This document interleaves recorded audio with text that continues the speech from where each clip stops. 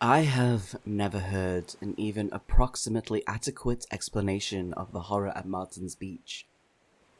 Despite the large number of witnesses, no two accounts agree, and the testimony taken by local authorities contains the most amazing discrepancies. Perhaps this haziness is natural in view of the unheard-of character of the horror itself, the almost paralytic terror of all who saw it, and the efforts made by the fashionable Wavecrest Inn to hush it up after the publicity created by Professor Alton's article are hypnotic powers confined to recognized humanity. Against all these obstacles, I am striving to present a coherent version, for I beheld the hideous occurrence, and believe it should be known in view of the appalling possibilities it suggests.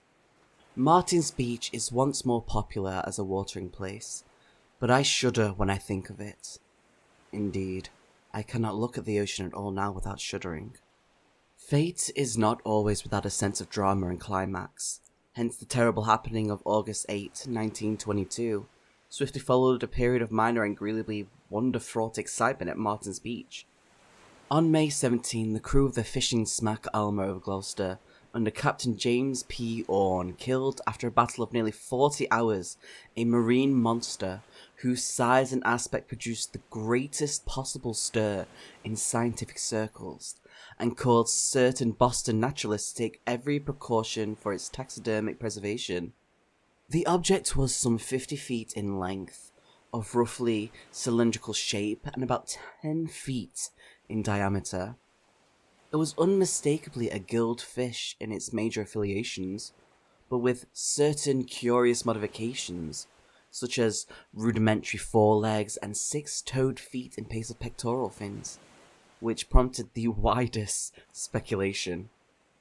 Its extraordinary mouth, its thick and scaly hide, and its single, deep-set eye were wonders scarcely less remarkable than its colossal dimensions.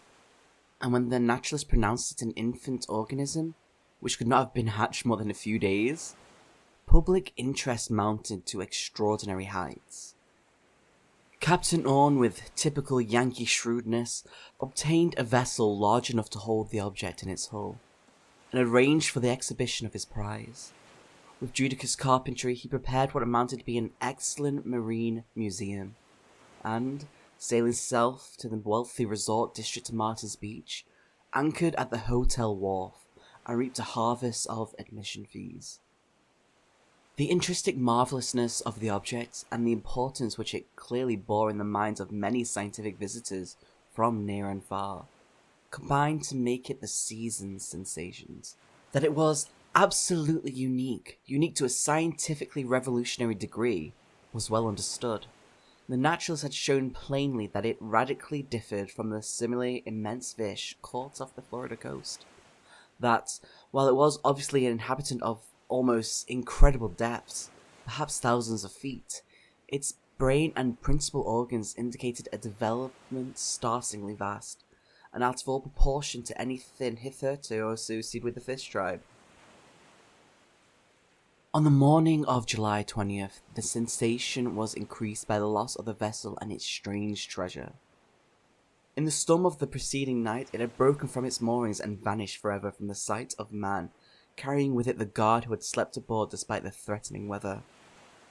Captain Orne, backed by extensive scientific interest and aided by large numbers of fishing boats from Gloucester, made a thorough and exhaustive search cruise, but with no results other than the prompting of interest and conversation. By August 7th, hope was abandoned, and Captain Orne had returned to the Wavecrest Inn to wind up his business affairs at Martin's Beach and confer with certain of the scientific men who remained there.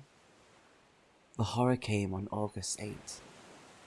It was in the twilight when grey seabirds hovered low near the shore, and a rising moon began to make a glittering path across the waters. The scene is important to remember, for every impression counts. On the beach were several strollers and a few late bathers, stragglers from the distant cottage colony that rose modestly on a green hill to the north, or from the adjacent cliff-perched inn, whose imposing towers proclaimed its allegiance to wealth and grandeur. Well within viewing distance was another set of spectators, the loungers on the inn's high ceiled and lantern-lighted veranda, who appeared to be enjoying the dance music from the sumptuous ballroom inside. These spectres, who included Captain Orn and his group of scientific conferers, joined the beach group before the horror progressed far, as did many more from the inn. Certainly there was no lack of witnesses, confused though their stories be with fear and doubt of what they saw. There is no exact record of the time the thing began, although a majority say that the fairly round moon was about a foot above the low-lying vapours of the horizon. They mentioned the moon because what they saw seemed subtly connected with it, a sort of stealthy, deliberate, menacing ripple which rolled in from the far skyline along the shimmering lane of reflected moonbeams, yet which seemed to subside before it reached the shore.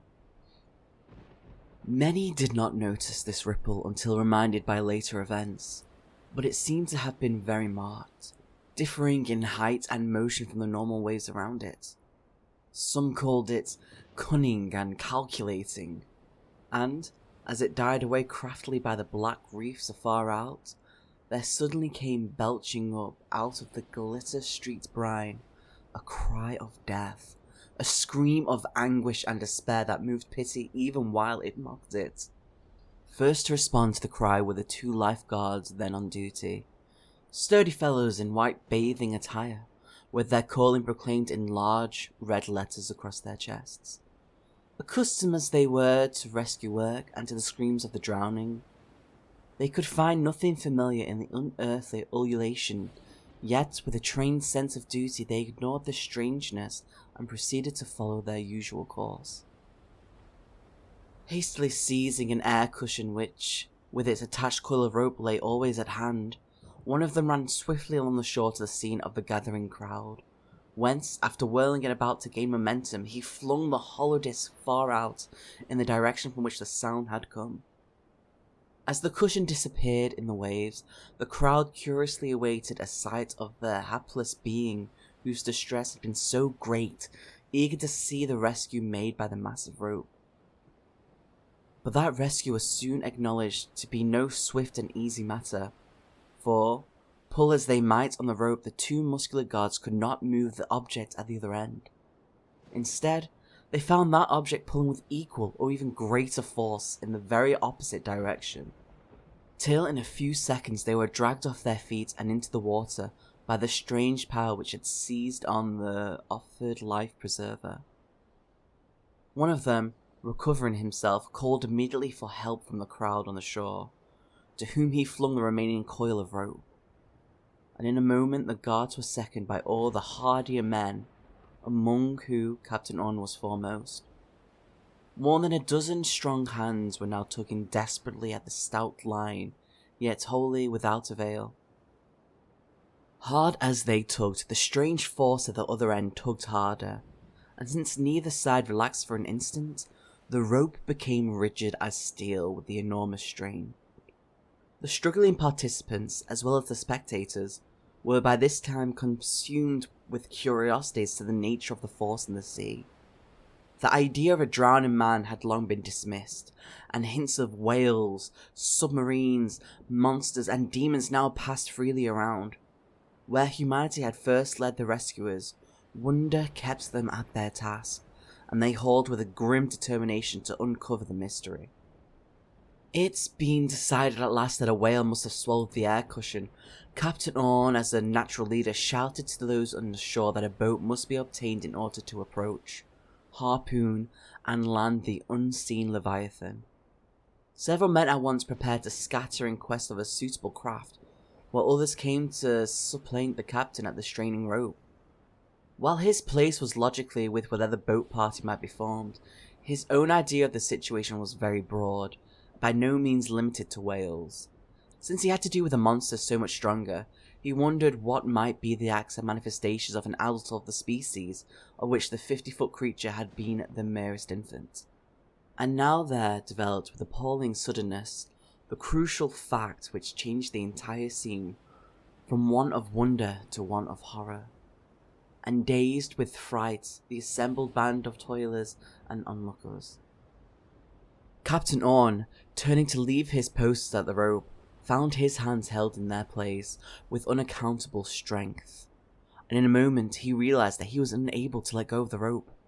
His plight was instantly divined, and as each companion tested his own situation, the same condition was encountered. The fact could not be denied. Each struggler was irresistibly held in some mysterious bondage to the hempen line which was slowly, hideously, and relentlessly pulling them out to sea. Speechless horror ensued, a horror in which the spectators were petrified to utter inaction and mental chaos. Their complete demoralization is reflected in the conflicting accounts they give, and the sheepish excuses they offer for the seemingly callous inertia. I was one of them, and know. Even the strugglers, after a few frantic screams and futile groans, succumbed to the paralyzing influence and kept silent and fatalistic in the face of unknown powers.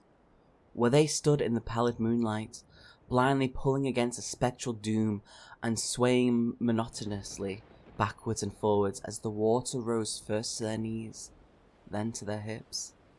The moon went partially under a cloud, and in the half-light the line of swaying men resembled some sinister and gigantic centipede writhing in the clutch of a terrible, creeping death.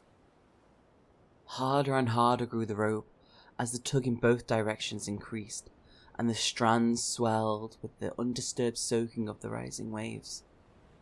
Slowly the tide advanced, till the sands so lately peopled by laughing children and whispering lovers were now swallowed by the inexorable flow. The herd of pain-stricken watchers surged blindly backward as the water crept above their feet, while the frightful line of strugglers swayed hideously on, half submerged and now at a substantial distance from the audience. Silence was complete. The crowd, having gained a huddling place beyond reach of the tide, stared in mute fascination, without offering a word of advice or encouragement, or attempting any kind of assistance. There was in the air a nightmare fear of impending evils such as the world they never before known. Minutes seemed lengthened into hours, and still the human snake of swaying torsos was seen above the vast, rising tide. Rhythmically it undulated, slowly, horribly, with the seal of doom upon it. Thicker clouds now passed over the ascending moon, and the glittering path on the waters faded nearly out. Very dimly writhed the serpentine line of nodding heads, with now and then the livid face of a backward-glancing victim gleaming pale in the darkness. Faster and faster gathered the clouds, till at length their angry rifts shot down sharp tongues of febrile flame. Thunders rolled, softly at first, yet soon increasing to a deafening, maddening intensity. Then came a culminating crash, a shock whose reverberations seemed to shake land and sea alike, and on its heels a cloudburst whose drenching violence overpowered the darkened world, as if the heavens themselves had opened to pour forth a vindictive torrent. The spectators, instantly acting despite the absence of conscious and coherent thought, now retreated up the cliff steps to the hotel veranda. Rumours had reached the guests inside, so that the refugees found a state of terror nearly equal to their own. I think a few frightened words were uttered, but cannot be sure. Some who were staying at the inn retired in terror to their rooms, while others remained to watch the fast-sinking victims as the line of bobbing heads showed both the mounting waves and the fitful lightning flashes. I recall thinking of those heads and the bulging eyes they must contain, eyes that might well reflect all the fright, panic and delirium of the malignant universe, all the sorrow, sin and misery, blasted hopes and unfulfilled desires, fear, loathing and anguish of the ages since time's beginning, eyes alight with all the soul-racking pain of eternally blazing infernos. And as I gazed out beyond the heads, my fancy conjured up still another eye, a single eye, equally alight, yet with a purpose so revolting to my brain that the vision soon passed. Held in the clutches of an unknown vice, the line of the damned dragged on, their silent screams and unuttered prayers known only to the demons of the black waves and the night wind. There now burst from the infuriate sky such a mad cataclysm of satanic sound that even the former crash seemed dwarfed. Amidst the blinding glare of descending fire, the voice of heaven resounded with blasphemies of hell, and the mingled agony of all the lost reverberated in one apocalyptic, planet-rending peal of cyclopean din. It was the end of the storm. For with uncanny suddenness, the rain ceased, and the moon once more cast their pallid beams on a strangely quieted sea. There was no line of bobbing heads now. The waters were calm and deserted, and broken only by the fading ripples of what seemed to be a whirlpool far out in the path of the moonlight, whence the strange cry had first come. But as I looked along the treacherous line of silvery sheen, with fancy fevered and senses overwrought, there trickled upon my ears some abysmal sunken waste, the faint and sinister echoes of a laugh.